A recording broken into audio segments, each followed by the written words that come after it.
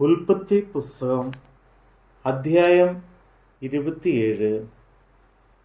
ഇസ്ഹാക്ക് വൃദ്ധനായി അവൻ്റെ കണ്ണ് കാൺമാൻ വഹിയാതെ വണ്ണം മങ്ങിയപ്പോൾ അവൻ ഒരു ദിവസം മൂത്ത മകനായ ഏശാവിനെ വിളിച്ച് അവനോട്, മകനെ എന്ന് പറഞ്ഞു.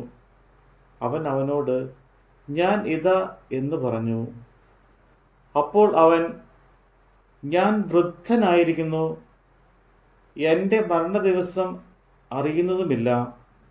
നീ ഇപ്പോൾ നിന്റെ ആയുധങ്ങളായ വില്ലും പൂണിയും എടുത്ത് കാട്ടിൽ ചെന്ന് എനിക്ക് വേണ്ടി വേട്ട തേടി എനിക്ക് ഇഷ്ടവും രുചികരവുമായ ഭോജനമുണ്ടാക്കി ഞാൻ മരിക്കും മുമ്പേ തിന്ന് നിന്നെ അനുഗ്രഹിക്കേണ്ടതിന് എൻ്റെ അടുക്കൽ കൊണ്ടുവരിക എന്ന് പറഞ്ഞു. ഇസ്ഹാക്ക് തൻ്റെ മകനായ ഏശാവിനോട് പറയുമ്പോൾ റിബേക്ക കേട്ടു. ഏശാവോ വേട്ട തേടി കൊണ്ടുവരുവാൻ കാട്ടിൽ പോയി. റിബേക്ക തൻ്റെ മകനായ യാക്കോബിനോട് പറഞ്ഞത്, നിന്റെ അപ്പൻ നിന്റെ സഹോദരനായ ഏശാവിനോട് സംസാരിച്ചു. ഞാൻ എൻ്റെ മരണത്തിന് മുമ്പേ തിന്ന് നിന്നെ യഹോവയുടെ മുമ്പാകെ അനുഗ്രഹിക്കേണ്ടതിന് നീ വേട്ടയിറച്ചി കൊണ്ടുവന്ന് രുചികരമായ ഭോജനം ഉണ്ടാക്കി തരിക എന്ന് പറയുന്നത് ഞാൻ കേട്ടു. ആകയാൽ മകനെ, നീ എൻ്റെ വാക്ക് കേട്ട് ഞാൻ നിന്നോട് കൽപ്പിക്കുന്നത് ചെയ്യുക. ആട്ടിൻകൂട്ടത്തിൽ ചെന്ന് അവിടെ നിന്ന് 2 നല്ല കോലാട്ടിൻ കുട്ടികളെ കൊണ്ടുവരിക. ഞാൻ അവയെ കൊണ്ട് നിന്റെ അപ്പന് ഇഷ്ടമുള്ള രുചികരമായ ഭോജനം ഉണ്ടാക്കും. നിന്റെ അപ്പൻ തിന്ന് നിന്റെ മരണത്തിന് മുമ്പേ നിന്നെ അനുഗ്രഹിക്കേണ്ടതിന് നീ അത് അവൻ്റെ അടുക്കൽ കൊണ്ടു ചെല്ലണം. അതിന് യാക്കോബ് തൻ്റെ അമ്മയായ റിബേക്കയോട്, എൻ്റെ സഹോദരനായ ഏശാവ് രോമമുള്ളവനും ഞാൻ രോമം ഇല്ലാത്തവനുമാകുന്നുവല്ലോ. പക്ഷേ അപ്പൻ എന്നെ തപ്പി നോക്കും, ഞാൻ പോയി എന്ന് അവന് തോന്നിയിട്ട് ഞാൻ എൻ്റെ മേൽ അനുഗ്രഹമല്ല ശാപം തന്നെ വരുത്തും എന്ന് പറഞ്ഞു. അവൻ്റെ അമ്മ അവനോട്, മകനെ, നിന്റെ ശാപം എൻ്റെ മേൽ വരട്ടെ, എൻ്റെ വാക്ക് മാത്രം കേൾക്കാം, പോയി കൊണ്ടുവാ എന്ന് പറഞ്ഞു. അവൻ ചെന്ന് പിടിച്ച് അമ്മയുടെ അടുക്കൽ കൊണ്ടുവന്നു.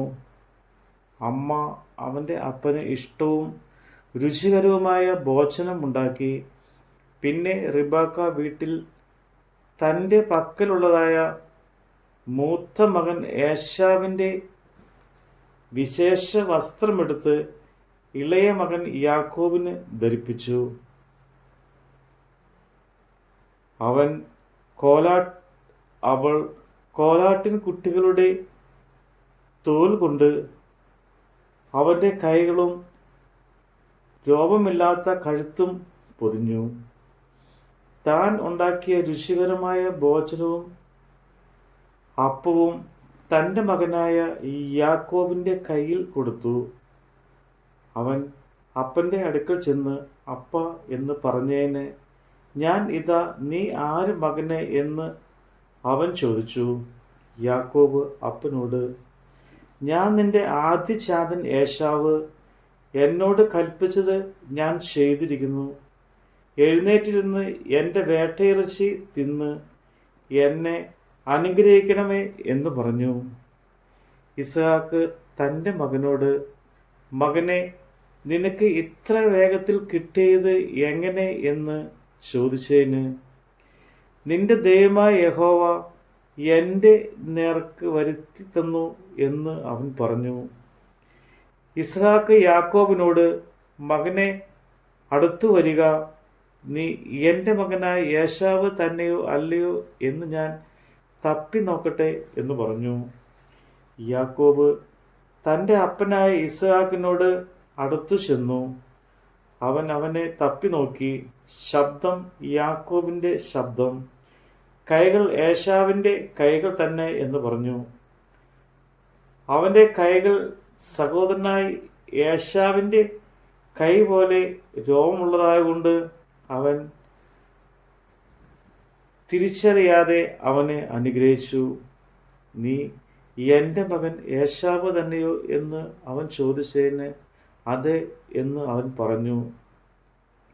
അപ്പോൾ അവൻ, എൻ്റെ അടുക്കൽ കൊണ്ടുവാ, ഞാൻ നിന്നെ അനുഗ്രഹിക്കേണ്ടതിന് എൻ്റെ മകൻ്റെ വേട്ടയിറച്ചി ഞാൻ തിന്നാം എന്ന് പറഞ്ഞു.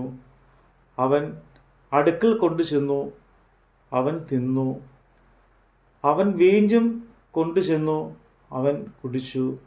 പിന്നെ അവൻ്റെ അപ്പനായ ഇസ്ഹാക്ക് അവനോട്, മകനെ, നീ അടുത്ത് വന്ന് എന്നെ ചുംബിക്ക എന്ന് പറഞ്ഞു. അവൻ അടുത്ത് ചെന്ന് അവനെ ചുംബിച്ചു.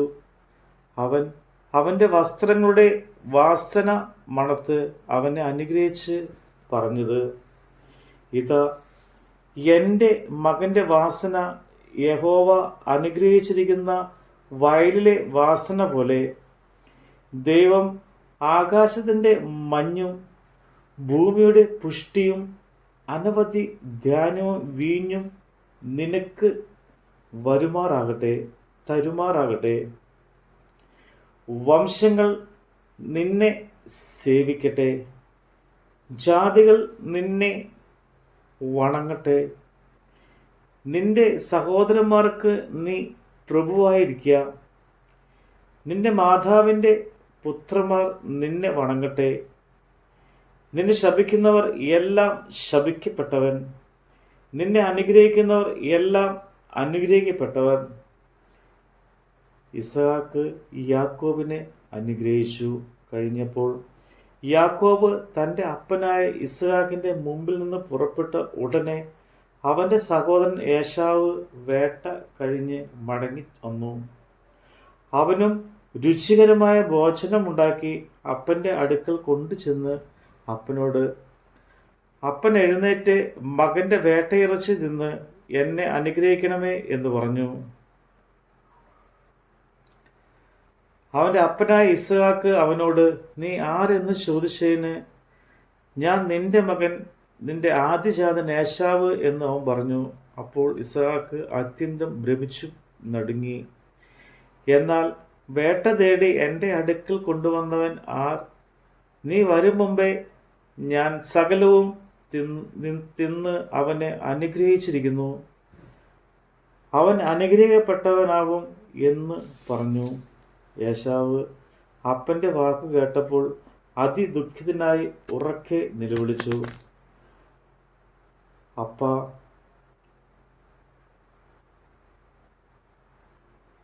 എന്നെയും കൂടെ അനുഗ്രഹിക്കണമേ എന്ന് അപ്പനോട് പറഞ്ഞു. അതിന് അവൻ, നിന്റെ സഹോദരൻ ഉപായത്തോടെ വന്ന് നിന്റെ അനുഗ്രഹം അപഹരിച്ചു കളഞ്ഞു എന്ന് പറഞ്ഞു. ശരി, യാക്കോബ് എന്നല്ലോ അവൻ്റെ പേര്. 2 പ്രാവശ്യം അവൻ എന്നെ ചതിച്ചു. അവൻ എൻ്റെ ജ്യേഷ്ഠാവകാശവും അപഹരിച്ചു. ഇപ്പോൾ ഇതാ എൻ്റെ അനുഗ്രഹവും അപഹരിച്ചു കളഞ്ഞു എന്ന് അവൻ പറഞ്ഞു. നീ എനിക്ക് ഒരു അനുഗ്രഹവും കരുതിയിട്ടില്ലയോ എന്ന് അവൻ ചോദിച്ചു. ഇസ്ഹാക്ക് ഏശാവിനോട്, ഞാൻ അവനെ നിനക്ക് പ്രഭുവായി അവൻ്റെ സഹോദരന്മാരെയൊക്കെയും അവന് ദാസന്മാരാക്കി, അവന് ധാന്യവും വീഞ്ഞും കൊടുത്തു. ഇനി നിനക്ക് ഞാൻ എന്ത് തരേണ്ട മകനെ എന്ന് ഉത്തരം പറഞ്ഞു. ഏശാവ് പിതാവിനോട്, നിനക്ക് ഒരു അനുഗ്രഹവും മാത്രമേ ഉള്ളുവോ അപ്പാ? എന്നെയും കൂടെ അനുഗ്രഹിക്കണമേ അപ്പാ എന്ന് പറഞ്ഞ് പൊട്ടിക്കരഞ്ഞു. എന്നാറേ അവൻ്റെ അപ്പനായ ഇസ്ഹാക്ക് ഉത്തരവായിട്ട് അവനോട് പറഞ്ഞത്, നിന്റെ വാസം ഭൂമിയിലെ പുഷ്ടി കൂടാതെയും മീതെ ആകാശത്തിലെ മഞ്ഞ് കൂടാതെയും ഇരിക്കും. നിന്റെ വാളുകൊണ്ട് നീ ഉപജീവിക്കും. നിന്റെ സഹോദരനെ നീ സേവിക്കും. നിന്റെ കെട്ട് അഴിഞ്ഞു പോകുമ്പോൾ നീ അവൻ്റെ നുകം കഴുത്തിൽ നിന്ന് കുടഞ്ഞു കളയും. തൻ്റെ അപ്പൻ യാക്കോബിനെ അനുഗ്രഹിച്ച അനുഗ്രഹ നിമിത്തം ഏശാവ് അവനെ ദുഷിച്ചു. അപ്പനെക്കുറിച്ച് ദുഃഖിക്കുന്ന കാലം അടുത്തിരിക്കുന്നു. അപ്പോൾ ഞാൻ എൻ്റെ സഹോദരനായ യാക്കോബിനെ കൊല്ലും എന്ന് ഏശാവ് ഹൃദയത്തിൽ പറഞ്ഞു. മൂത്ത മകനായ ഏശാവിൻ്റെ വാക്ക് റിബേക്ക അറിഞ്ഞപ്പോൾ അവൾ ഇളയ മകനായ യാക്കോബിനെ ആളയച്ച് വിളിപ്പിച്ച് അവനോട് പറഞ്ഞത്, നിന്റെ സഹോദരൻ ഏശാവ് നിന്നെ കൊല്ലും, പക വീട്ടുവാൻ ഭാവിക്കുന്നു. ആകയാൽ മകനെ, എൻ്റെ വാക്കു കേൾക്ക. നീ എഴുന്നേറ്റ് ഹാരാനിൽ എൻ്റെ സഹോദരനായ ലാബാന്റെ അടുക്കിലേക്ക് ഓടിപ്പോക.